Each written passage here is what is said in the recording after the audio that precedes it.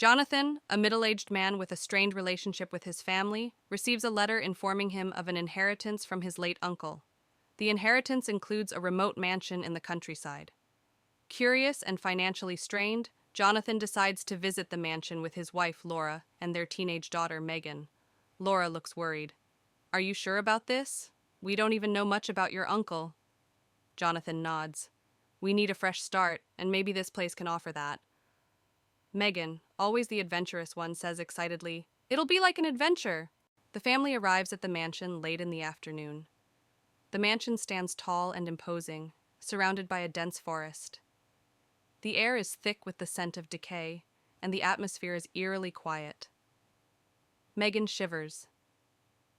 This place feels off. Jonathan, trying to be positive, says, "It's just old. Let's see what's inside." Laura clutches Megan's hand. "Stay close, honey."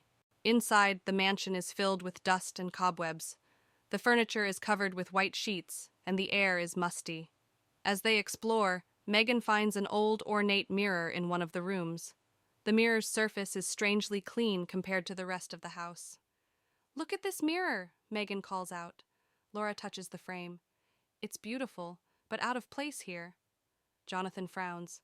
"Why is it so clean?" That night, the family tries to settle in. Jonathan and Laura fall asleep quickly, but Megan struggles. Around midnight, she hears faint whispers and feels a cold breeze. The mirror in her room begins to fog up, revealing words written from the inside. "Help us," it reads. Terrified, Megan runs to her parents' room. "Mom, Dad, there's something in the mirror." Jonathan, groggy, tries to comfort her. "It's just your imagination, Megan. Go back to sleep." The next day, the family visits the local library to learn more about the mansion. They discover that it was owned by Jonathan's uncle, who was a reclusive and eccentric man interested in the occult. Laura reads from an old newspaper. Local recluse found dead under mysterious circumstances. Mansion believed to be haunted. Jonathan sighs. "This explains a lot. We need to be careful." Megan, still shaken, adds, "What if the spirits are still here?" Back at the mansion, Jonathan discovers a hidden door in the basement. Inside, they find an old study filled with books on the occult, strange artifacts, and a large, locked chest. Laura examines a book. "He was really into dark stuff. This can't be good." Jonathan tries to open the chest, but fails. "We need to find the key. There might be answers inside." Megan points to a strange symbol on the wall. "I've seen this symbol before, in my room." That night, the hauntings escalate. Objects move on their own, and ghostly apparitions appear. Megan is dragged out of bed by an unseen force, and Laura sees a shadowy figure standing at the end of the hallway watching them. "We have to leave now," Laura screams, but the doors are locked and won't open. Jonathan grabs an old book from the study. "This book has instructions to banish the spirits. We need to perform the ritual." Desperate, the family gathers in the basement to perform the ritual. They light candles and arrange the symbols in a circle. Jonathan reads the incantation aloud, while Laura and Megan hold hands, trembling. As the ritual progresses, the house shakes, and the spirits grow more agitated. A blinding light fills the room, and the spirits are drawn into the circle, screaming. "Keep going, Jonathan!" Laura yells over the noise. With a final shout, Jonathan completes the incantation and the spirits vanish. The house falls silent. The next morning, the mansion feels different. The oppressive atmosphere is gone, and sunlight streams through the windows. The family packs up their belongings, relieved that the ordeal is over. "We should tell someone about this place," Laura says, looking back at the mansion. Jonathan nods. "Let's make sure no one else has to go through this." They drive away, leaving the mansion behind. Back home, life seems to return to normal. But one night, Megan finds the old mirror in her room, even though they left it at the mansion. Her heart races as she sees words slowly appear on the surface. "We are not done," it reads. Megan turns to see a shadowy figure standing in the corner, its eyes glowing with malevolence. She screams as the room plunges into darkness. In a remote corner of the countryside stands an imposing, abandoned mansion, its windows shattered and ivy creeping up the walls. A group of friends, Emma, Jack, Lily, and Max, dare each other to spend the night inside. As they approach, the moon casts eerie shadows on the decrepit facade. With trepidation, the friends push open the creaking front door and step into the mansion's foyer. The air inside is thick with dust, and the sound of their footsteps echoes through the empty halls. As they explore further, they feel an oppressive weight pressing down on them. Inside the mansion, they encounter rooms filled with decaying furniture and faded wallpaper. Strange symbols are etched into the walls, and the temperature drops noticeably as they explore deeper. A sense of unease settles over the group as they realize they are not alone. As they delve further into the mansion, they begin to hear faint whispers that seem to emanate from the very walls themselves. The whispers grow louder and more insistent, filling the air with an eerie chorus that sends shivers down their spines. Suddenly, a ghostly apparition materializes before them, a spectral figure with hollow eyes and tattered clothing. Its ethereal form glides towards them, its movements hauntingly graceful. Frozen with fear, they realize they are in the presence of something not of this world.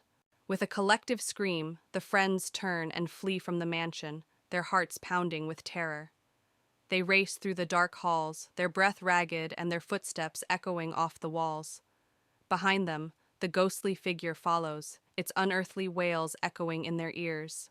Exhausted and trembling, the friends emerge from the mansion, their minds reeling from the horrors they've witnessed. They vow never to speak of their night in the haunted mansion again, haunted by the shadows that lurk within its walls.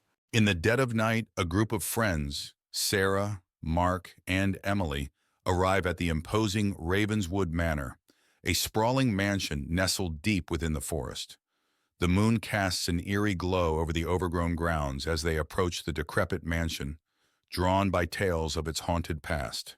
As they step through the creaking front door, the group is enveloped by darkness.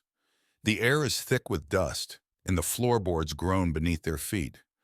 Sarah lights a lantern, casting flickering shadows on the walls as they explore the abandoned foyer. As they venture further into the mansion, they are greeted by the sound of whispers echoing through the hallways. The walls seem to close in around them, and Sarah's lantern flickers ominously. They exchange nervous glances, but press on, determined to uncover the secrets of Ravenswood Manor. In the heart of the mansion, they discover a forgotten library, its shelves lined with dusty tomes and ancient manuscripts. Emily's heart races as she picks up a weathered book, its pages filled with cryptic symbols and arcane rituals. Suddenly, a cold breeze fills the room, and the books on the shelves begin to sway as if moved by unseen hands. As they explore further, they come across a portrait hanging on the wall, a grim-faced man with piercing eyes that seem to follow their every move.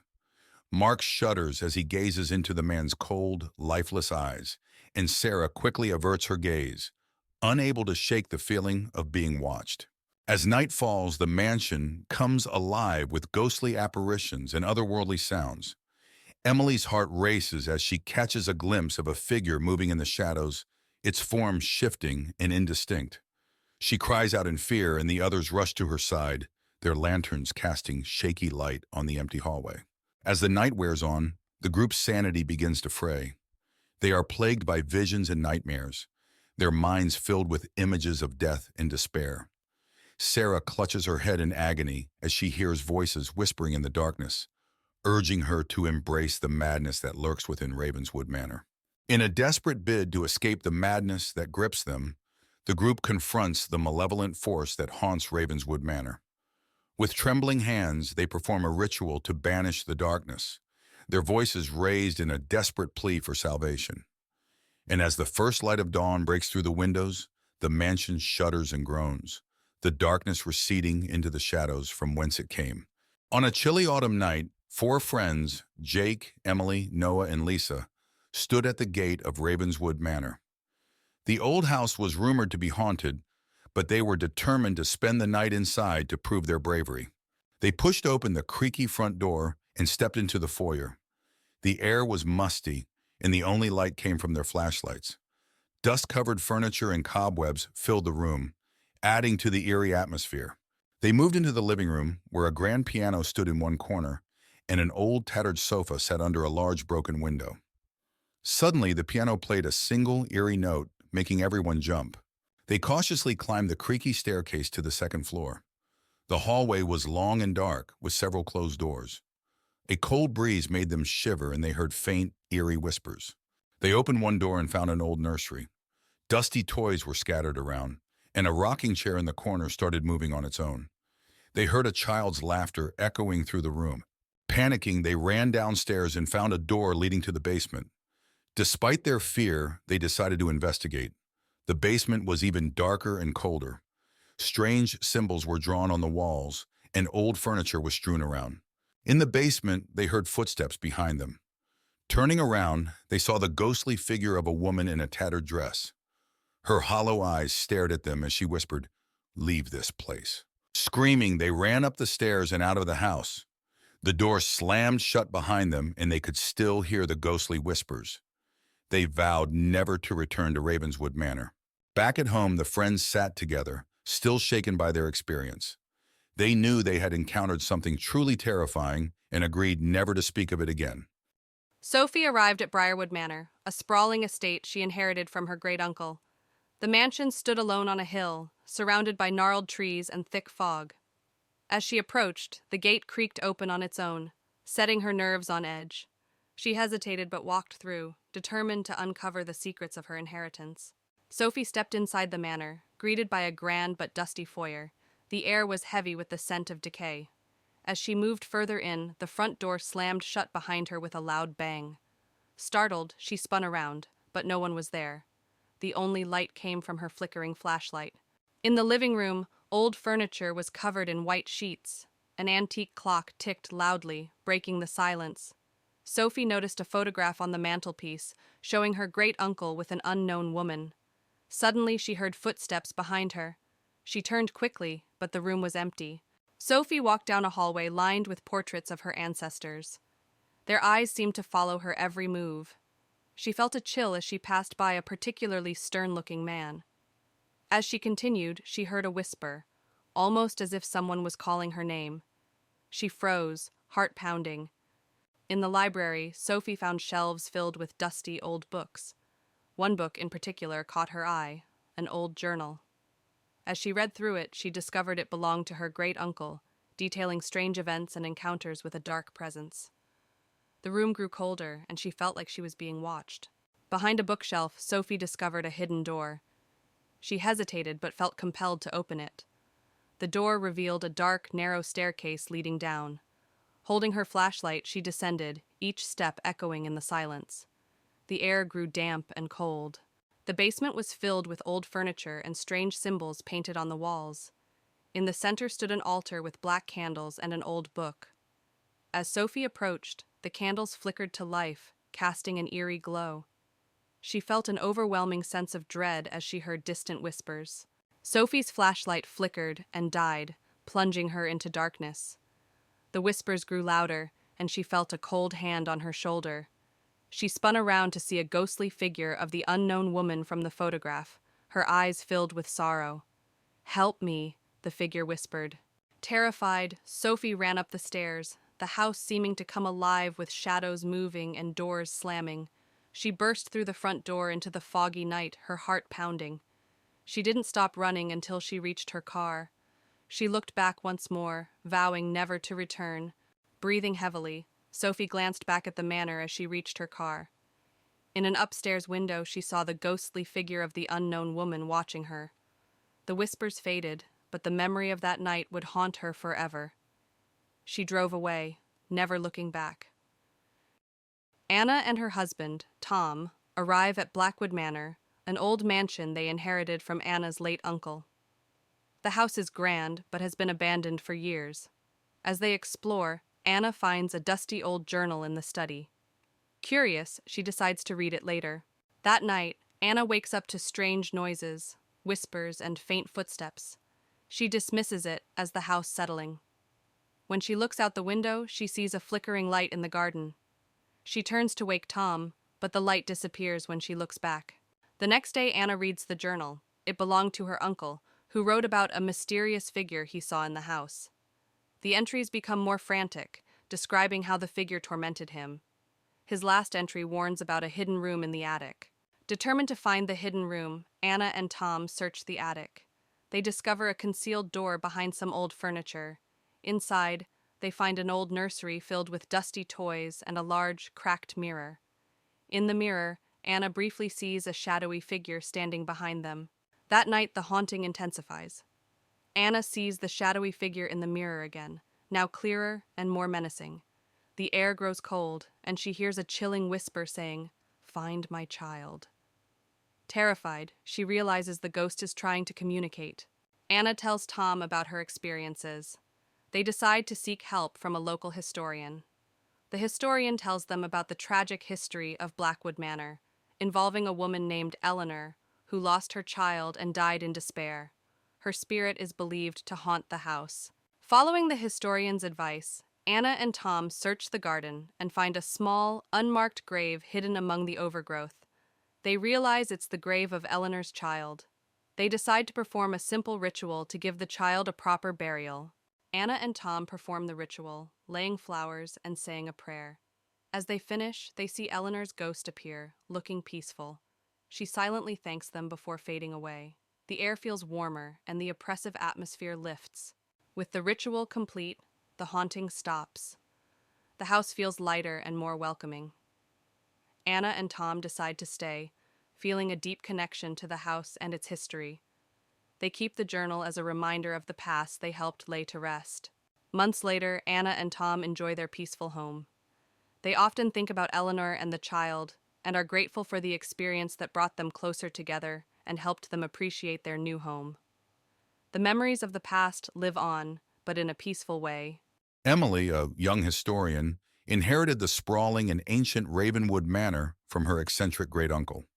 She, along with her friends Jack and Lucy, arrived on a cloudy afternoon. The mansion was nestled deep in the woods, its grandeur overshadowed by an eerie silence. "This place is massive," Jack remarked, his voice echoing off the stone walls.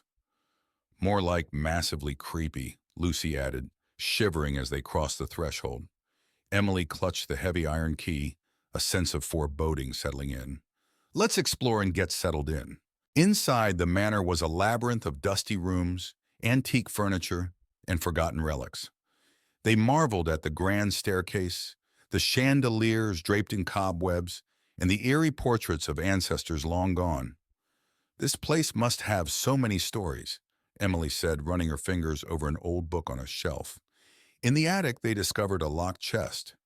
After some effort, they managed to pry it open, revealing a collection of old diaries and a peculiar-looking amulet. "What's this?" Lucy asked, holding up the amulet. It glowed faintly in the dim light. That night, they settled into their rooms. The manor was deathly silent, save for the occasional creak of the wooden beams. Emily couldn't shake the feeling of being watched. As she drifted off to sleep, she was jolted awake by the sound of whispering voices. She sat up, heart pounding, and saw a shadow move across her room. "Who's there?" she called out, her voice trembling. The whispering ceased and the room fell silent once more. Emily lay back down, but sleep eluded her. The next day, Emily and her friends decided to delve into the diaries they found in the attic. The journals belonged to various members of the Ravenwood family, detailing strange occurrences and ghostly sightings over the centuries. "Listen to this," Emily said, reading aloud. "Great-Uncle Henry wrote about a family curse and mentions the amulet. It's supposed to protect the bearer from evil spirits." Jack frowned. "That explains the creepy vibes we've been getting." They continued reading, piecing together the dark history of the Ravenwood family and their connection to the supernatural. While exploring the basement, they found a hidden door behind a stack of old crates. The air was thick with a musty odor as they ventured inside, discovering an old ritual chamber filled with strange symbols and artifacts. "This must be where they conducted their rituals," Jack said, examining the symbols etched into the walls. Emily found a dusty book on a pedestal. "It's a book of spells and rituals. This might help us understand what's going on." As they examined the room, they heard a low growl emanating from the darkness. That night, the manor was alive with supernatural activity. Doors slammed, lights flickered, and ghostly apparitions roamed the hallways. The friends huddled together in the living room, fear gripping them. "We need to get out of here," Lucy said, her voice shaking. But as they tried to leave, the front door wouldn't budge. It was as if the house itself was trapping them inside. "We're stuck," Jack said, panic in his eyes. "What do we do now?" Emily clutched the amulet. "We have to find a way to break the curse." In the library, Emily found the banishment ritual in the book they discovered. As she began to recite the incantation, the temperature dropped, and a dark, menacing figure appeared before them. "You cannot banish me," it hissed, its form shifting and flickering. Emily's voice wavered, but she continued the ritual. The figure screamed in rage, its form destabilizing. "Keep going, Emily," Jack urged. The figure lunged at them, but a bright light emanated from the amulet, pushing it back. Emily completed the ritual and the figure disintegrated into a cloud of dark mist. The manor fell silent, the oppressive atmosphere lifting. The ghostly apparitions vanished, and the friends breathed a sigh of relief. "We did it," Lucy said, tears of relief in her eyes. As they prepared to leave, they noticed a portrait of Great-Uncle Henry smiling down at them. Emily felt a sense of closure, knowing they had freed the manor from its curse. "Let's get out of here," Jack said. They locked the manor and drove away, leaving the horrors of Ravenwood Manor behind. Back in their hometown, life slowly returned to normal. But Emily couldn't forget what happened.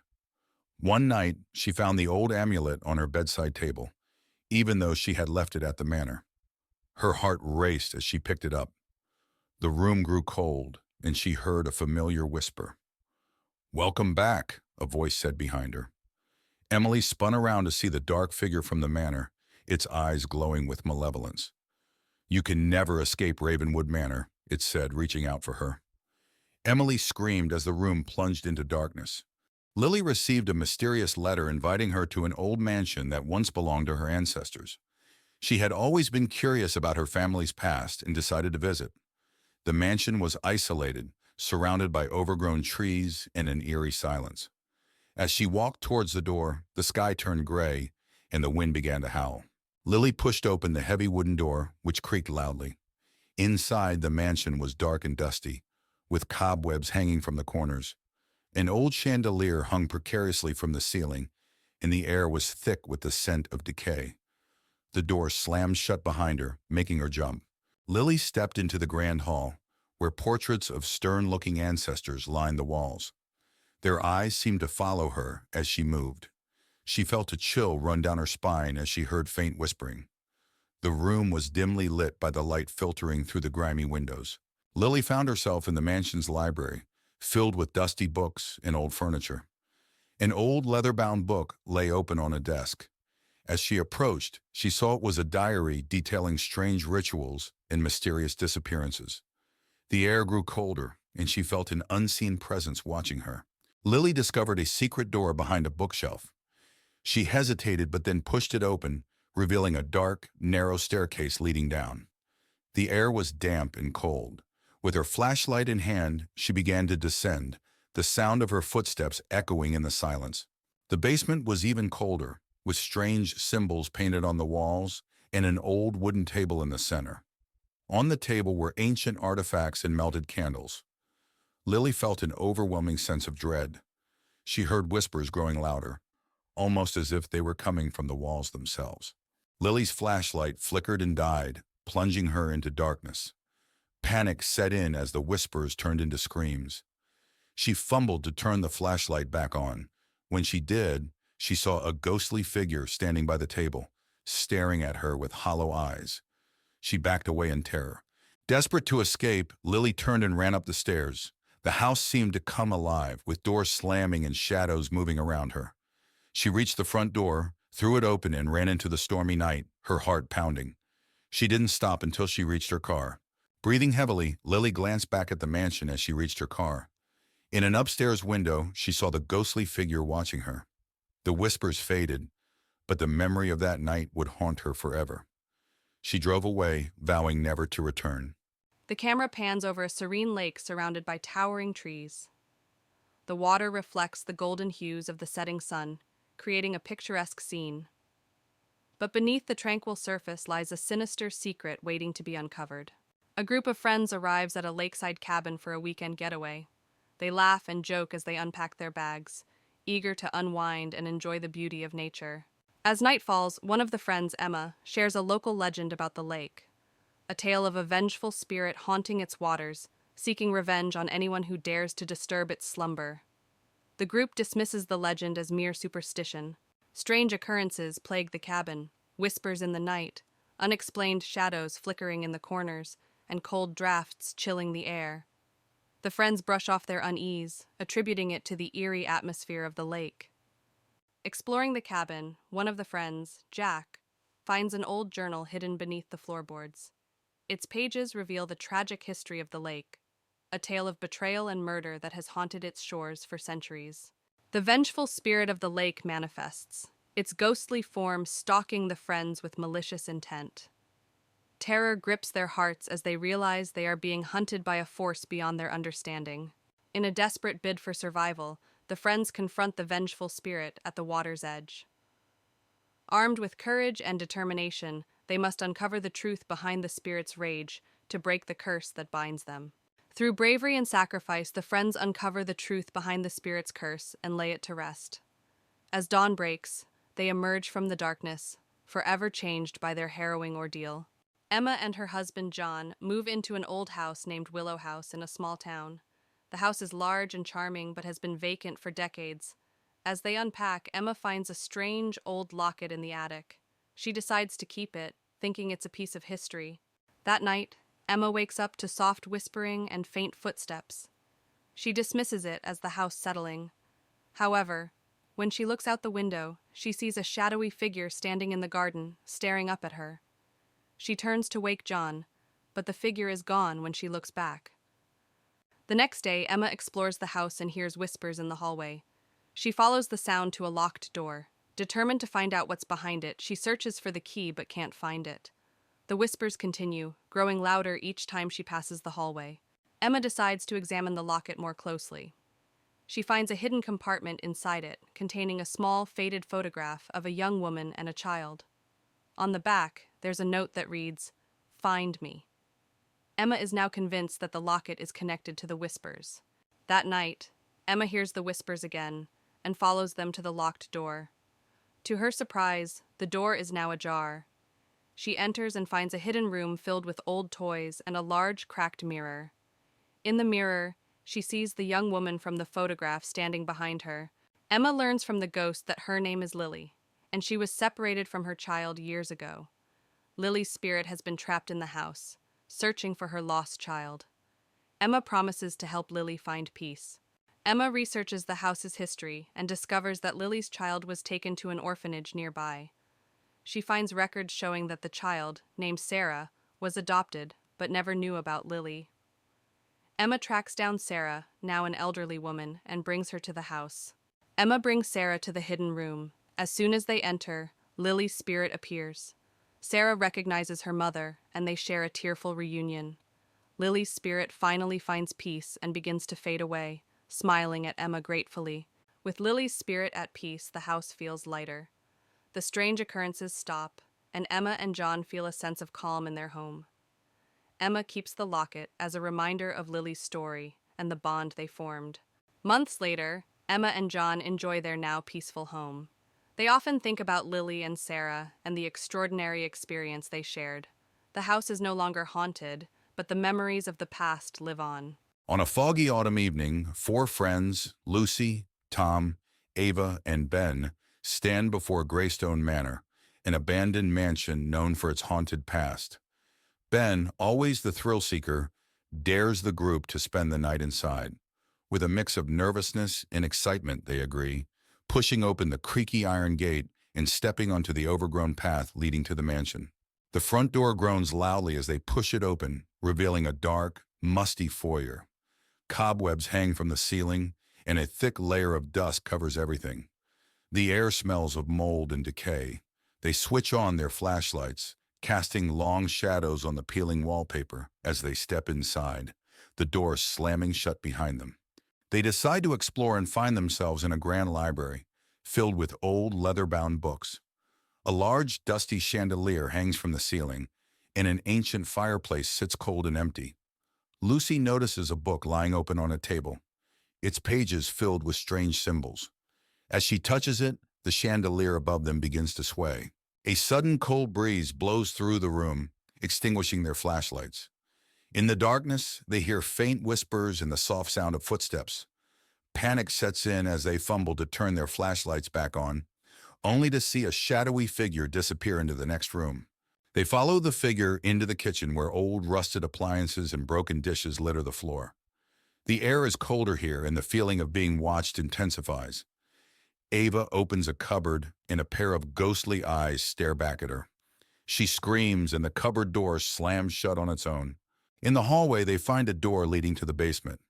Ben suggests going down, but Lucy hesitates.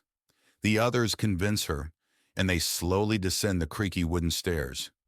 The basement is pitch dark and the air is damp and chilly.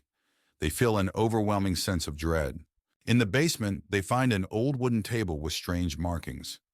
A low growl resonates through the room, and they see glowing red eyes staring at them from the far corner. Panic-stricken, they scramble back up the stairs as the growling grows louder. Desperate to leave, they race towards the front door. The house seems to come alive, with doors slamming and ghostly wails echoing through the halls. They struggle to open the front door, finally bursting out into the cold night air. The mansion falls silent behind them. Outside, they collapse into the grass, gasping for breath. The mansion looms dark and silent behind them. They vow never to return, each one haunted by the night's events. The night air is cold, but they feel a sense of relief and safety. Back at their homes, the friends try to return to normal life. But each night, they are haunted by nightmares of the ghostly eyes and the whispers in the dark. The memories of that night remain vivid, and they realize that some horrors can never be forgotten. On a chilly autumn evening, 4 friends, Emily, Jack, Olivia, and Michael, gather around a campfire near Willow Creek. They share ghost stories and dare each other to spend the night at the old abandoned house on the hill.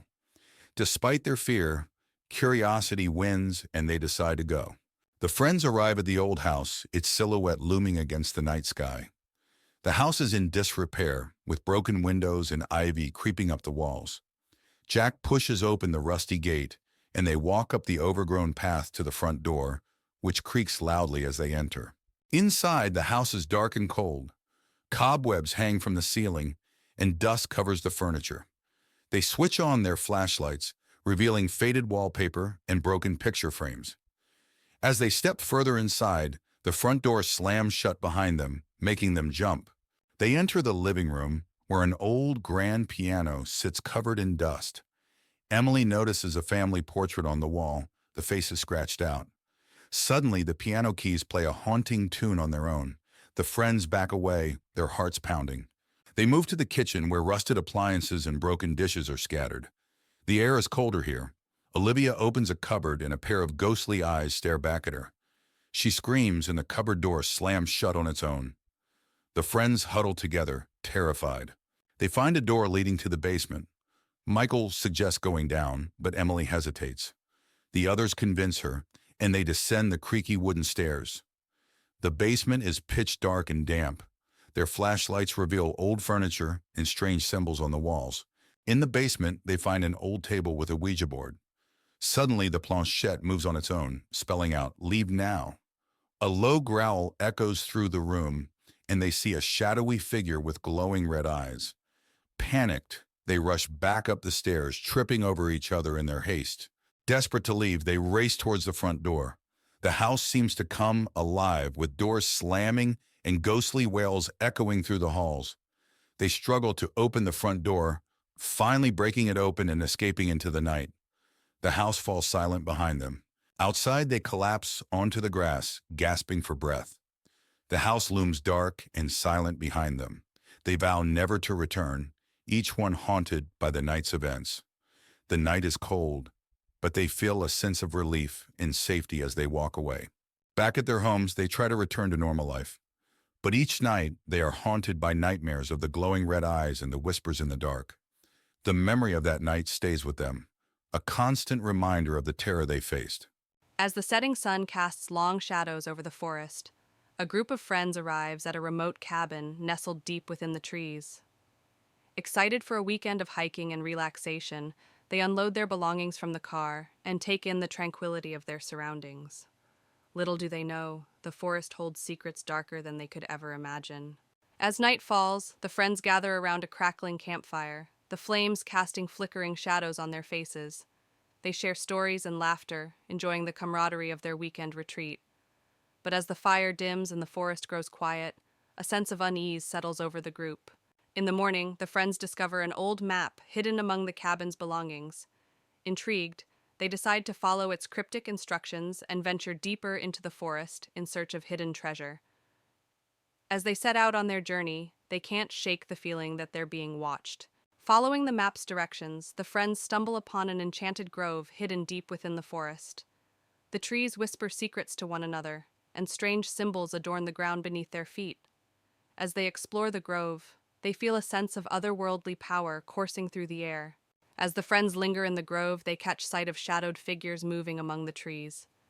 Their movements are silent and swift, and their eyes gleam with an otherworldly light. Fear grips the group as they realize they're not alone in the forest. As night falls, the forest comes alive with malevolent energy. The shadows grow thicker, and the air grows colder as the friends find themselves lost in the labyrinthine depths of the woods.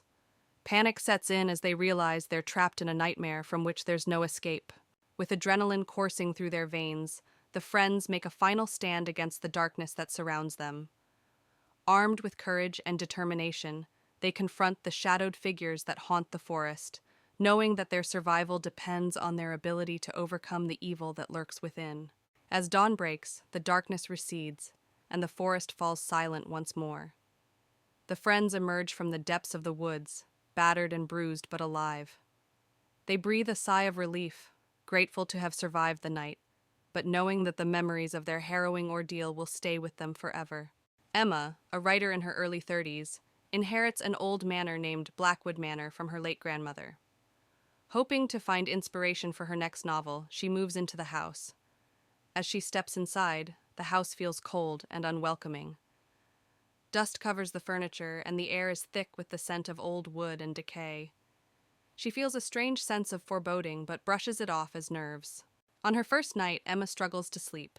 The house is filled with strange noises, the creaking of floorboards, the whisper of the wind through cracks in the windows, and distant, indistinct whispers. She hears what sounds like footsteps outside her bedroom door, but when she checks, no one is there. She returns to bed, uneasy and sleep-deprived. The next day, while exploring the house, Emma finds a locked door in the basement. Curious, she searches the house and eventually finds an old rusty key hidden in a drawer. She uses the key to unlock the door and discovers a small room with old, forgotten belongings, including a dusty mirror covered with a cloth. Emma removes the cloth from the mirror and, to her shock, sees the reflection of a young woman standing behind her. When she turns around, no one is there. The mirror begins to show disturbing images of past events in the house, including a girl being trapped and crying for help. Emma feels a chill run down her spine. Determined to find out more, Emma searches the house and finds an old diary hidden behind a loose brick in the fireplace. The diary belonged to her grandmother and details a tragic story of a girl named Isabella who lived in the house and mysteriously disappeared. Emma realizes the ghost she saw is Isabella, trapped in the mirror. Emma decides to perform a seance to communicate with Isabella's spirit. She sets up candles and chants words from the diary. The room grows cold, and Isabella's ghost appears, revealing that she was trapped by a dark ritual performed by Emma's grandmother. Isabella begs Emma to free her. Following Isabella's instructions, Emma gathers the items needed to break the ritual: a locket, a piece of Isabella's clothing, and a special incantation. As she performs the ritual, the house shakes violently, and a dark, malevolent spirit tries to stop her. Emma persists, chanting the incantation louder and louder. The dark spirit attacks, but Emma continues the ritual, calling out to Isabella for strength. A bright light fills the room, and the dark spirit screams before dissipating into nothingness. Isabella's spirit smiles gratefully at Emma before ascending into the light, finally freed. With the haunting over, the house feels lighter and more welcoming. Emma finishes her novel, inspired by Isabella's story. she decides to keep Blackwood Manor and transform it into a place of peace and creativity. Sitting on the porch, she feels a deep connection to the house and its history, ready for a new beginning. It was a dark, stormy night. Four friends, Tom, Lisa, Mark, and Anna, stood outside an old, abandoned manor on the outskirts of town. They had heard stories about the place being haunted and decided to explore it for themselves. With a mix of excitement and fear, they pushed open the heavy, creaking door and stepped inside. The interior was dark and dusty, with cobwebs hanging from the ceiling. The air was thick and musty. They walked into what seemed to be the living room. An old chandelier hung from the ceiling, and a grand piano sat in one corner, its keys covered in dust. Suddenly, the piano played a single haunting note, and the friends froze in fear. Deciding to explore further, they moved into the library. Shelves filled with old, decaying books lined the walls. Lisa picked up a book, and as she opened it, a cold breeze blew through the room and the candles flickered. They found a door leading to the basement. Hesitant but curious, they decided to go down. The stairs creaked with every step, and the air grew colder as they descended. The basement was dark and damp. In the basement, they discovered old furniture and strange markings on the walls. Suddenly, they heard whispering voices all around them. Mark shined his flashlight towards a corner, revealing a ghostly figure standing there, watching them. Panicked, they ran back up the stairs. The house seemed to come alive, with doors slamming and windows rattling. They finally burst out of the front door, breathing heavily and vowing never to return. Back at their homes, they gathered together, still shaken by the experience. They knew they had encountered something truly supernatural and agreed to never speak of it again. In the heart of the countryside, surrounded by dense, fog-laden woods, stood Blackwood Manor. The old mansion had been abandoned for decades, whispered to be cursed. The villagers spoke of eerie lights flickering in the windows and ghostly figures wandering the halls at night. A group of 5 friends, Emily, Jack, Sarah, Tom, and Lisa, decided to spend a night in Blackwood Manor to investigate the rumors. They arrived at dusk, their car crunching on the gravel driveway as they approached the looming dark structure. The friends pushed open the heavy wooden doors and stepped inside. The air was thick with dust, and the scent of decay was overwhelming. Cobwebs hung from the ceiling, and the floorboards creaked under their weight. In the library, Emily found an old journal. The pages were brittle, but she managed to read about the tragic history of Blackwood Manor. It was once home to the Blackwood family, who mysteriously vanished one night, leaving behind a curse. As night fell, strange things began to happen. Lisa felt a cold hand brush against her back, but when she turned, no one was there. Jack heard whispering voices calling his name from the dark corners of the house. Desperate for answers, Sarah suggested a seance.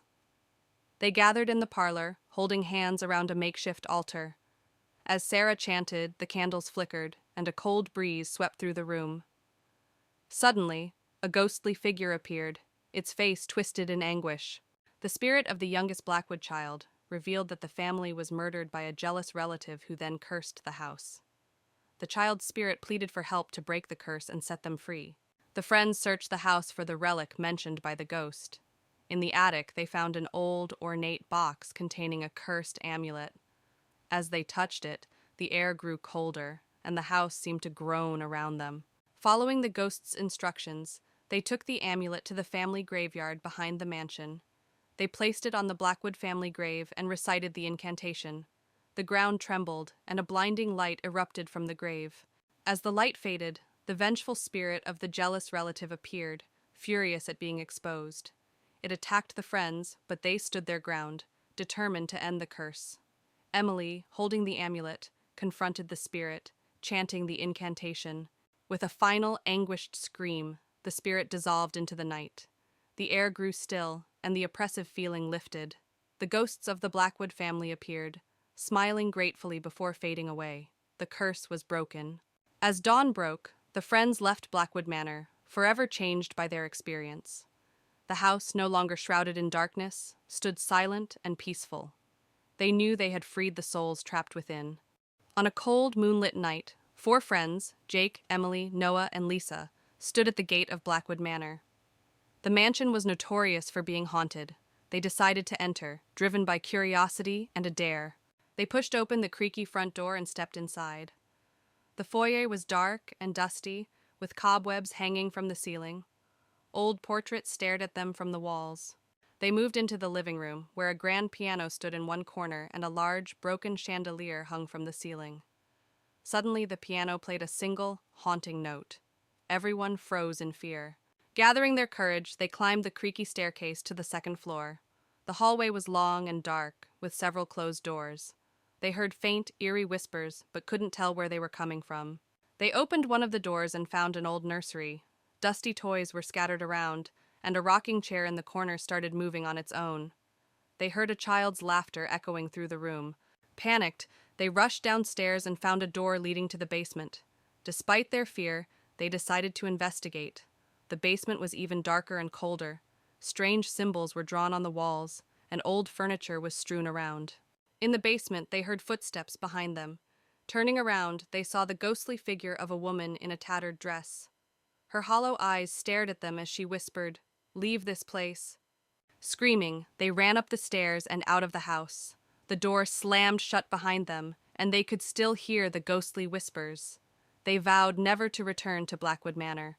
Back at home, the friends sat together, still shaken by their experience. They knew they had encountered something truly terrifying and agreed never to speak of it again. On a chilly autumn evening, 4 college friends, Megan, Brian, Laura, and Kevin, stand before the old decrepit house at the edge of town. The house, abandoned for years, is known for its dark past. Kevin challenges the group to spend the night inside. With nervous laughter and a sense of adventure, they agree and push open the creaky gate. The front door groans as it swings open, revealing a dark, musty interior. Dust motes dance in the beams of their flashlights. The smell of mold and decay fills the air. They step inside, the floorboards creaking under their feet, and the door slams shut behind them with a deafening bang. They make their way to the living room, where an old grand piano stands covered in dust. The wallpaper is peeling, and the room is filled with antique furniture draped in white sheets. Brian lifts a sheet to reveal a mirror, and they see a fleeting reflection of a shadowy figure behind them. A cold breeze brushes past them, and they hear a whispering sound, faint but unmistakable. Laura shivers and clutches Brian's arm. They decide to explore further, moving cautiously towards the source of the whispering. In the kitchen, they find old, rusted appliances and broken dishes scattered on the floor.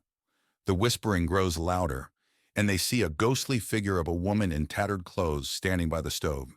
She disappears as quickly as she appeared, leaving them shaken. They discover a door leading to the basement. Kevin suggests going down, but Megan hesitates. The others convince her, and they descend the creaky stairs, their flashlights barely cutting through the darkness. The air grows colder, and an oppressive feeling surrounds them. In the basement, they find an old wooden table with strange symbols carved into it. A low growling noise fills the room, and they see glowing eyes staring at them from the shadows. Panic sets in, and they scramble back up the stairs, the door slamming shut behind them. Breathless and terrified, they race towards the front door. The house seems to come alive, with doors slamming and ghostly wails echoing through the halls. They struggle to open the front door, finally bursting out into the cool night air. The house falls silent behind them. Outside, they collapse onto the grass, catching their breath. The house looms dark and silent behind them. They vow never to return, each one haunted by the memories of what they saw and heard. The night air is cold, but they feel a sense of relief and safety. Back in their dorms, the friends try to return to normal life. But each night, they are haunted by nightmares of the ghostly woman and the glowing eyes in the basement. The whispers still echo in their minds, reminding them that some horrors can never be forgotten. Emma, a young writer in her late 20s, inherits an old mansion called Everwood Manor from her estranged aunt. Hoping to find inspiration for her next novel, she moves into the house. As she steps inside, she feels an unsettling chill. The house, surrounded by tall, dark trees, looks like it hasn't been lived in for years. Dust covers the furniture, and the air is thick with the scent of old wood and mildew. She feels a strange sense of foreboding, but brushes it off as nerves. On her first night, Emma struggles to sleep. The house is filled with strange noises, the creaking of floorboards, the whisper of the wind through cracks in the windows, and distant, indistinct whispers. She hears what sounds like footsteps outside her bedroom door, but when she checks, no one is there. She returns to bed, uneasy and sleep-deprived. The next day, while exploring the house, Emma discovers a locked door in the basement. Curious, she searches the house and finds an old rusty key hidden in a drawer. She uses the key to unlock the door and finds a small room filled with old furniture, cobwebs, and a large ornate mirror covered with a cloth. Emma removes the cloth from the mirror and, to her shock, sees the reflection of a young girl standing behind her. When she turns around, no one is there. The mirror begins to show disturbing images of past events in the house, including a girl being trapped and crying for help. Emma feels a chill run down her spine. Determined to find out more, Emma searches the house and finds an old diary hidden behind a loose brick in the fireplace. The diary belonged to her aunt and details a tragic story of a girl named Lily who lived in the house and mysteriously disappeared. Emma realizes the ghost she saw is Lily, trapped in the mirror. Emma decides to perform a seance to communicate with Lily's spirit. She sets up candles and chants words from the diary. The room grows cold, and Lily's ghost appears, revealing that she was trapped by a dark ritual performed by Emma's aunt. Lily begs Emma to free her. Following Lily's instructions, Emma gathers the items needed to break the ritual: a locket, a piece of Lily's clothing, and a special incantation. As she performs the ritual, the house shakes violently, and a dark, malevolent spirit tries to stop her. Emma persists, chanting the incantation louder and louder. The dark spirit attacks, but Emma continues the ritual, calling out to Lily for strength. A bright light fills the room, and the dark spirit screams before dissipating into nothingness. Lily's spirit smiles gratefully at Emma before ascending into the light, finally freed. With the haunting over, the house feels lighter and more welcoming. Emma finishes her novel, inspired by Lily's story. She decides to keep Everwood Manor and transform it into a place of peace and creativity. Sitting on the porch, she feels a deep connection to the house and its history, ready for a new beginning. Briarwood Manor stood silent and foreboding at the end of a long, winding road. Jane, a young historian, arrived just as the sun was setting. She had heard stories about the mansion's dark past and was determined to uncover the truth. As she approached the front door, the wind howled and the trees whispered ominously. Jane pushed open the heavy wooden door, which creaked loudly. The interior was dark and filled with the smell of dust and decay. She turned on her flashlight, revealing a grand but dilapidated foyer. The once beautiful chandeliers hung broken, and the walls were lined with tattered wallpaper. In the main hallway, Jane's flashlight beam fell on a large portrait of a stern-looking man. The eyes seemed to follow her as she moved. She felt a shiver run down her spine. Suddenly, a cold breeze blew through the hallway, and the portrait's expression changed to one of anger. Jane discovered a hidden door behind a bookshelf in the library. She pushed it open to find a small, secret room. The room was filled with old, dusty books and strange artifacts. In the center of the room was a table with a large, leather-bound journal. She opened it and began to read. The journal belonged to William Briarwood, the original owner of the manor. It detailed dark rituals and a pact with a malevolent spirit to gain wealth and power. The final entry mentioned a curse that would doom anyone who lived in the house. Jane realized the manor was haunted by the spirits of those sacrificed in the rituals. As Jane read the journal, she heard whispers around her. Ghostly figures of the sacrificed appeared, their faces twisted in agony. They warned her to leave before it was too late. The temperature in the room dropped, and Jane could see her breath. She knew she had to get out. Rushing to leave, Jane encountered the malevolent spirit of William Briarwood himself. He appeared at the top of the grand staircase, his eyes glowing with an evil light. He blocked her path, his voice echoing through the manor, threatening her for disturbing his peace. Jane ran through the dark hallways, the spirit close behind her. She burst through the front door and into the night. The manor seemed to sigh as she left, the wind howling around her. She didn't stop running until she reached her car. As she drove away, she could still feel the spirit's eyes on her. Safe in her apartment, Jane reviewed the footage she had captured. The images of the spirits and the journal entries were clear evidence of the haunting. She knew she had to share the story, but a part of her feared the curse might follow her. She felt a cold draft and shivered, wondering if she was truly safe. Lucy and her husband, Mark, move into an old Victorian-style house they bought at a bargain price. The house is large and filled with antique furniture. As they unpack, Lucy finds a covered portrait in the attic. She pulls off the cloth, revealing a beautiful woman with haunting eyes. She decides to hang it in the living room. That night, Lucy wakes up to strange noises, soft whispers and the sound of footsteps. She dismisses it as the house settling. When she looks at the portrait, the eyes seem to follow her. She feels a chill but convinces herself it's just her imagination. The next day, Lucy hears whispers coming from the living room. She finds Mark staring at the portrait, mesmerized. When she touches his shoulder, he snaps out of it, claiming he heard the woman in the portrait whispering his name. Lucy starts to feel uneasy about the painting.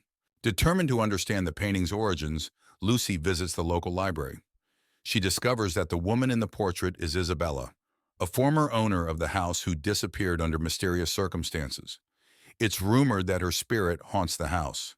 That night, the whispers grow louder, and Lucy sees a shadowy figure moving through the house. The air grows cold, and the portrait seems to come alive, the woman's expression changing to one of anger. Lucy feels a strong, malevolent presence. Lucy and Mark contact a paranormal investigator. The investigator explains that Isabella's spirit is trapped and angry. He suggests they find something that belonged to Isabella and use it to perform a ritual to release her spirit. Lucy searches the attic and finds an old diary belonging to Isabella. The diary details her life and the love she lost. It also mentions a locket that she cherished. Lucy finds the locket hidden in a secret compartment in the attic. Lucy and Mark, guided by the paranormal investigator, perform the ritual using the locket. As they chant, the house shakes, and Isabella's ghostly figure appears. She looks sad, but grateful. She reaches out, touches the locket, and then fades away. The air becomes warm and peaceful. With Isabella's spirit at rest, the house feels lighter and more welcoming. The whispers and footsteps stop. Lucy and Mark decide to stay and cherish the history of the house. They hang the locket in a special place to remember Isabella. Months later, Lucy and Mark enjoy their peaceful home. They often think about Isabella and the extraordinary events that brought them closer together. The house is no longer haunted, but the memories of the past live on in a peaceful way. On a chilly autumn evening, 4 friends, Mark, Lisa, Danny, and Sophie, arrived at the small, deserted village of Hollow Creek. They had heard rumors of a haunting and wanted to investigate. The village was eerily quiet, with mist curling around the old, decaying buildings. The friends walked through the empty streets, their footsteps echoing. They saw abandoned houses, broken street lamps, and overgrown gardens. As they explored, they noticed strange symbols carved into the doors and walls of the houses. They found an old inn at the center of the village. The door creaked as they pushed it open. Inside, the inn was dark and cold. Dust covered the furniture and a musty smell filled the air. They decided to stay there for the night, hoping to uncover the village's secrets. As night fell, the friends gathered in the main room of the inn. They set up their sleeping bags and lit a small fire in the fireplace. The flickering light cast eerie shadows on the walls. They heard faint whispers and creaks, but dismissed them as the old building settling. At midnight, Sophie woke up to a strange noise. She saw a figure standing at the foot of her sleeping bag. She screamed, waking the others. The figure vanished, but the friends could still feel its presence. They huddled together, too scared to sleep. The next morning, they decided to search the inn for clues. In an old chest, they found a diary. It belonged to a girl named Emily who lived in the village decades ago. Her last entry spoke of a dark presence that haunted Hollow Creek, driving the villagers away. As they read the diary, they learned that Emily had tried to summon spirits to help the village, but something went wrong. Instead of help, she had unleashed a malevolent entity. The friends realized that the haunting was real, and they were in grave danger. Suddenly, the room grew cold. The friends could see their breath in the air. The entity appeared before them, a dark, shadowy figure with glowing red eyes. It moved towards them, whispering in a language they couldn't understand. Panic set in as they tried to find a way out. Mark found an old key in the diary. Desperate, he used it on a hidden door they hadn't noticed before. The door led to a tunnel beneath the inn. The friends rushed through the tunnel, the entity's whispers echoing behind them. They emerged outside, gasping for breath. The friends didn't stop running until they were far from Hollow Creek. Exhausted and terrified, they vowed never to speak of what happened. As they left, they could still hear the faint whispers of the entity, warning them never to return. Ravenswood Mansion loomed on the hill, surrounded by dense, dark woods. Its windows were dark, and the setting sun painted the sky with deep orange hues, casting eerie shadows across the land. Inside, the mansion's foyer was grand but covered in dust. A large, winding staircase led to the upper floors. An old chandelier hung from the ceiling, its crystals dull and dusty, hinting at the mansion's forgotten grandeur. The living room had a large fireplace with cold ashes, a dusty rug, and old furniture covered in white sheets. Faint light filtered through the broken windows, casting long shadows on the walls. The kitchen was in disrepair, with broken cabinets and rusted appliances. A large wooden table sat in the center, covered in cobwebs. The air was thick with the scent of decay and neglect. The dining room featured a long table with a dusty tablecloth and overturned chairs. The windows were boarded up, and the room was dimly lit by a single candle, casting flickering shadows on the walls. A grand staircase wound upward into darkness. The steps creaked underfoot, and the banister was thick with dust. A faint, eerie light glowed at the top of the stairs, beckoning yet foreboding. The master bedroom featured a large canopy bed covered in dust and cobwebs. The cracked windows allowed moonlight to filter through, illuminating the peeling wallpaper and adding to the room's eerie atmosphere. The basement was dark and damp, with stone walls and a dirt floor.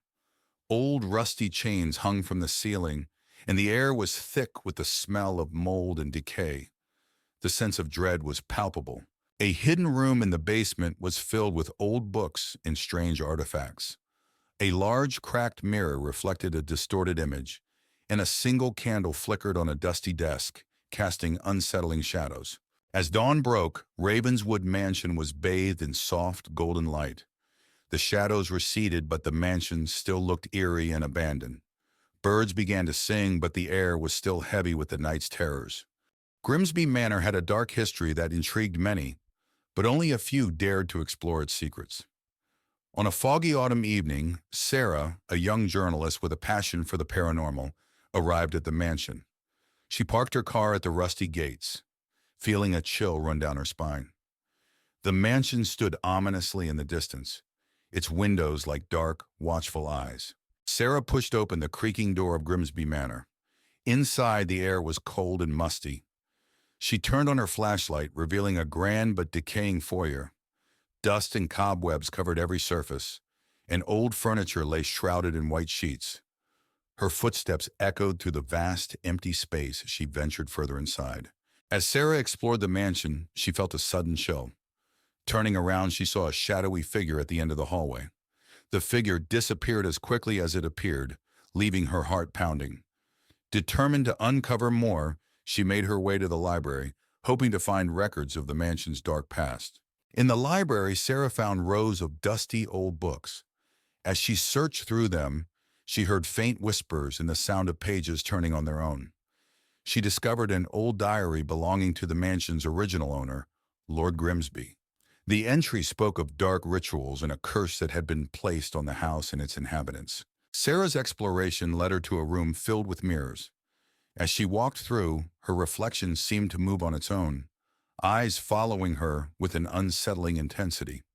One mirror in particular caught her attention. In it, she saw the ghostly figure of a woman crying, her eyes pleading for help. Sarah reached out to touch the mirror, but the image vanished. Sarah discovered a hidden door behind a tattered curtain in the study. She descended the creaky stairs into a dark, musty basement. The room was filled with strange symbols painted on the walls and old, dusty books scattered on a table. She found a journal detailing the dark rituals and a curse placed on the house by Lord Grimsby. As Sarah read the journal, the basement grew colder. A ghostly figure of Lord Grimsby appeared, his face twisted with rage. He pointed at Sarah and screamed, "You should not have come here!" The walls shook and the air filled with a chilling wind. Sarah knew she had to leave immediately. Sarah bolted up the stairs, the spirit's screams echoing behind her. She raced through the mansion, the walls seeming to close in on her. She burst through the front door and into the night, gasping for breath.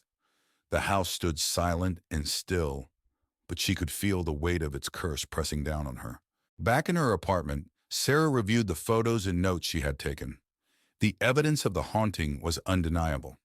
She wrote her article, revealing the dark history of Grimsby Manor.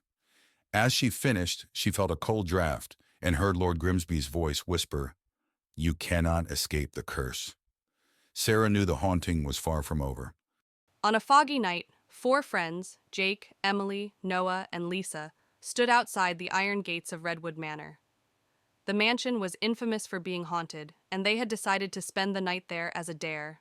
They pushed open the heavy front door, which groaned loudly. Inside, the house was dark and dusty. Cobwebs hung from the ceiling, and old portraits watched them from the walls. They moved into the living room, where a grand piano stood in one corner and a large, broken chandelier hung from the ceiling. Suddenly, the piano played a single, eerie note, making them all jump. They cautiously climbed the creaky staircase to the second floor.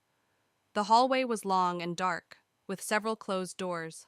A cold breeze made them shiver, and they heard faint, eerie whispers. They opened one door and found an old nursery. Dusty toys were scattered around, and a rocking chair in the corner started moving on its own. They heard a child's laughter echoing through the room. Panicked, they ran downstairs and found a door leading to the basement. Despite their fear, they decided to investigate. The basement was even darker and colder. Strange symbols were drawn on the walls, and old furniture was strewn around. In the basement, they heard footsteps behind them. Turning around, they saw the ghostly figure of a woman in a tattered dress. Her hollow eyes stared at them as she whispered, "Leave this place." Screaming, they ran up the stairs and out of the house. The door slammed shut behind them, and they could still hear the ghostly whispers. They vowed never to return to Redwood Manor. Back at home, the friends sat together, still shaken by their experience. They knew they had encountered something truly terrifying and agreed never to speak of it again. It was a gloomy autumn afternoon when Emma, Liam, and Sarah arrived at Hollow Hill. The old mansion, inherited by Emma from a distant relative, stood isolated atop a hill surrounded by thick leafless trees. The wind howled, and the sky was an ominous gray.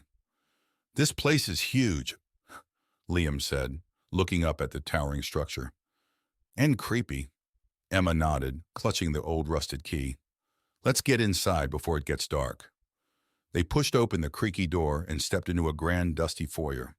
The air was thick with the smell of decay, and shadows danced in the corners. The interior of the mansion was just as foreboding. Cobwebs draped the chandeliers, and the floorboards creaked under their weight. As they explored, they found rooms filled with antique furniture, old portraits, and thick layers of dust. "Look at this," Sarah said, pointing to a large, dusty portrait of a stern-looking man. "He must be one of your ancestors, Emma." Emma shivered. "Let's keep looking."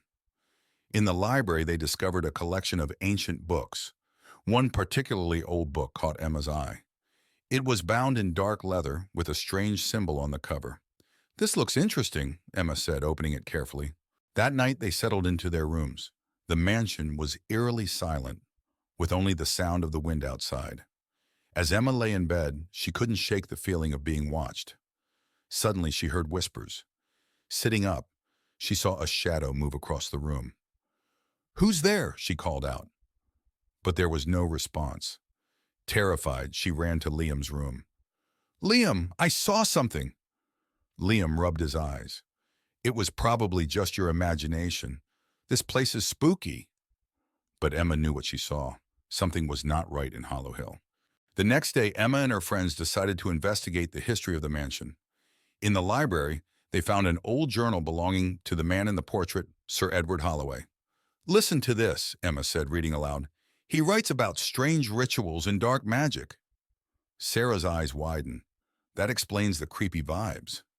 As they continued reading, they discovered that Sir Edward had conducted forbidden experiments, trying to unlock the secrets of immortality. Many people had gone missing in the area during his time.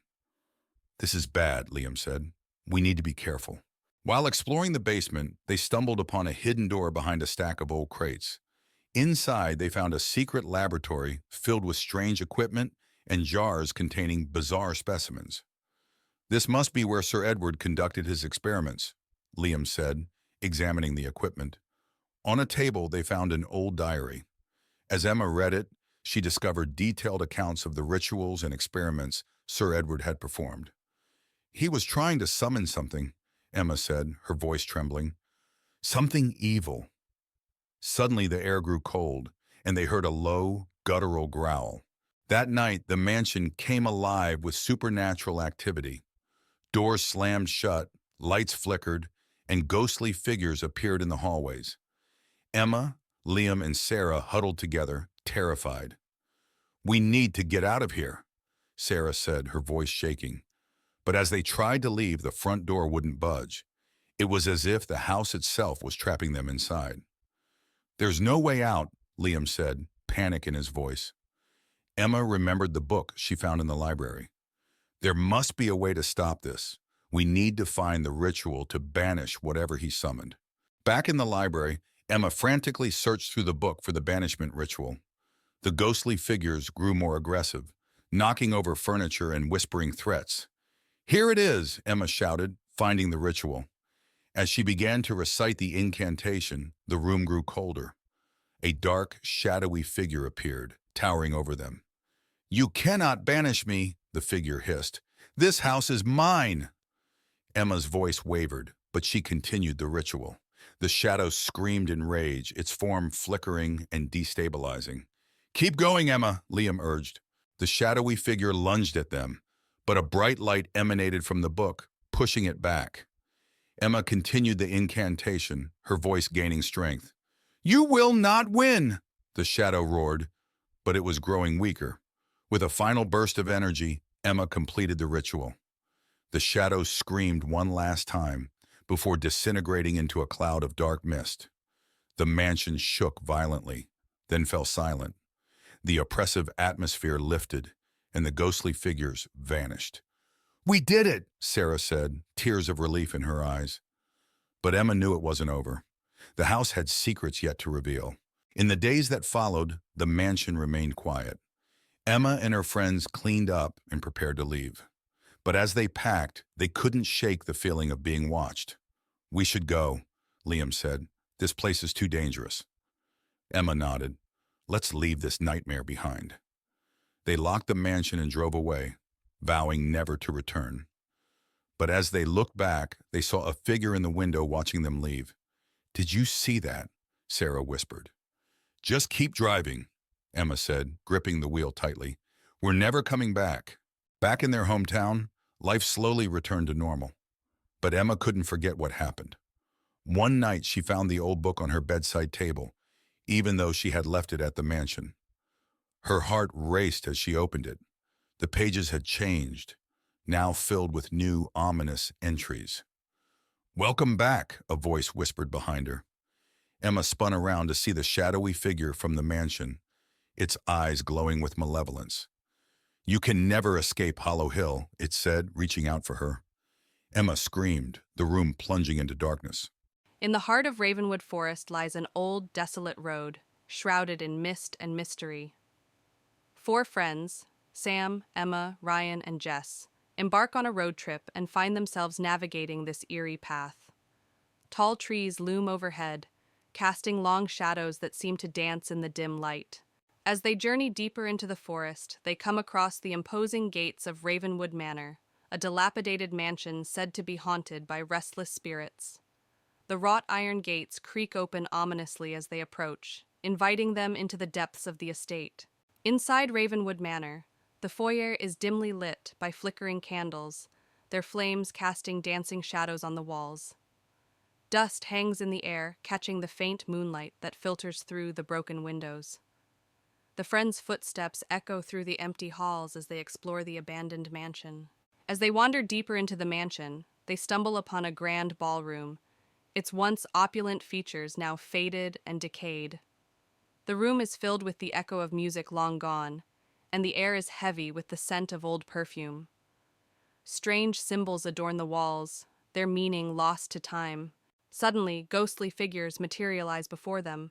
translucent apparitions with hollow eyes and outstretched hands. The spirits drift through the ballroom, their movements graceful yet unsettling. The friends watch in horror as the ghosts draw closer, their presence filling the room with a chilling aura. With adrenaline coursing through their veins, the friends turn and flee from Ravenwood Manor, their hearts pounding with terror. They race through the empty halls, their breath ragged and their footsteps echoing off the walls. Behind them, the ghostly apparitions follow, their unearthly wails growing fainter as the friends struggle to escape. Blackwood House stood isolated in the dense forest. Its windows were broken and the walls were cracked. As dusk set in, the sky turned an eerie orange and purple, casting a sinister glow on the decaying structure. Inside the house, the foyer was dark and filled with dust and cobwebs. An old creaky staircase led up to the second floor, and a broken chandelier hung from the ceiling, its crystals missing or shattered. The living room was filled with tattered furniture and a cold fireplace. A broken window let in a sliver of moonlight, illuminating the peeling wallpaper and the thick layer of dust that covered everything. The kitchen was a mess of broken cabinets and rusty appliances. A large wooden table in the center was covered in dust and cobwebs, and an old broken stove stood in the corner, untouched for years. The dining room featured a long table with an old tattered tablecloth. The chairs were scattered and overturned, and a single dusty candle sat at the center of the table, unlit and forgotten. The hallway was long and dark, with old creaky floorboards and faded wallpaper. Closed doors lined the hallway, each marked with a different ominous symbol, hinting at the secrets hidden within. The bedroom was dusty and old, with a large canopy bed covered in cobwebs. The curtains were tattered, and moonlight streamed in through a cracked window, casting eerie shadows on the floor. The attic was filled with old, forgotten items covered in dust and cobwebs. A single small window let in a beam of moonlight, illuminating strange old toys scattered on the floor. The air was thick with the smell of mold and decay. The basement was dark and damp, with stone walls and a dirt floor. Old rusty chains hung from the ceiling, and the air was thick with the smell of mold and decay. The sense of dread was palpable, as if the walls themselves whispered secrets. As dawn broke, Blackwood House was bathed in a soft golden light. The forest around it remained dark, but the first rays of the sun illuminated the decaying structure. The night's terror faded, but the house's haunting presence remained, a testament to its cursed history. On a cold, misty evening, 4 friends, Alice, Mark, Sarah, and James, stand before Blackwood House, an old mansion with a dark history. Mark, the brave one, dares everyone to spend the night inside. Despite their fear, they accept the challenge, eager to prove their courage. The iron gate creaks as they push it open and step onto the overgrown path. The front door groans loudly as they push it open, revealing a dark and dusty foyer. Cobwebs hang from the ceiling and the air smells of mold. They switch on their flashlights, revealing old furniture covered in white sheets. As they step inside, the door slams shut behind them, making them jump. They move into the living room, where a grand piano sits covered in dust. The wallpaper is peeling, and antique furniture is draped with sheets. Alice notices a photo on the mantelpiece, a family portrait with the eyes scratched out. She feels a chill and steps back, bumping into Sarah. A soft whisper echoes through the room, sending shivers down their spines. "Did you hear that?" James asks, his voice trembling. They listen intently, but the whispering stops. Mark tries to laugh it off, but the fear in his eyes betrays him. They decide to explore further. In the kitchen, they find rusted appliances and broken dishes scattered on the floor. The air is colder here. Sarah opens a cupboard, and a pair of glowing red eyes stare back at her. She screams, and the eyes disappear. The cupboard door slams shut on its own, and they all back away, terrified. They find a door leading to the basement. James suggests going down, but Alice hesitates. The others convince her, and they slowly descend the creaky wooden stairs. The basement is pitch dark and damp. Their flashlights reveal old, dusty furniture and strange symbols on the walls. In the basement, they find an old table with a Ouija board. Suddenly, the planchette moves on its own, spelling out "Get out." A low growl echoes through the room, and they see a shadowy figure with glowing red eyes. Panicked, they rush back up the stairs, tripping over each other in their haste. Desperate to leave, they race towards the front door. The house seems to come alive, with doors slamming and ghostly wails echoing through the halls. They struggle to open the front door, finally breaking it open and escaping into the night. The house falls silent behind them. Outside, they collapse onto the grass, gasping for breath. The mansion looms dark and silent behind them. They vow never to return, each one haunted by the night's events. The night is cold, but they feel a sense of relief and safety as they walk away. Back at their homes, they try to return to normal life. But each night, they are haunted by nightmares of the glowing red eyes and the whispers in the dark. The memory of that night stays with them, a constant reminder of the terror they faced. On a dark, stormy night, 4 friends, Tom, Sarah, Mike, and Emma, stood at the gates of Blackwood Manor. The old house was rumored to be haunted, but they were determined to spend the night there as a dare. They pushed open the heavy front door, which groaned loudly. Inside, the house was dark and filled with dust.